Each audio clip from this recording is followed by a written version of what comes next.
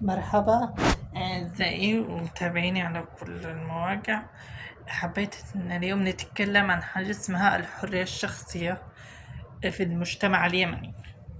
انتوا عارفين انه مجتمعنا اليمني 90% متخلفين. انا مش عارف كيف اقول فيهم متخلفين او واعيين او كده. من لما دخل الميليشيا الحوثي الإجرامي البلد أصبحت البلد تخلفها 90%. ما فيش حاجة اسمها. أصبح الجهل في كل مكان، أصبح القتل في كل مكان، شهداء في كل مكان، جرحى في كل مكان، دماء بريئة تنسفك كل يوم في كل مكان. أين حقوق الإنسان؟ أين الإنسانية اللي بيدعيها الحوثي؟ أين أين حقوق وكرامة الشعب اليمني؟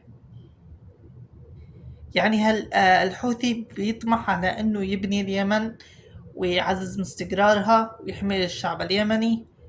لو كان الحوثي على حق كان وصل إلى حل نهائي لهذا البلد بإنهاء الحرب. لو كان الحوثي صح يحب أبناء شعبه كان أدى تضحية كبيرة من أجل أبناء شعبه. بس انتوا لازم انتوا تعرفوا الوش الحقيقي للعميل الإيراني الكلب الجسمة عبد الملك الحوثي.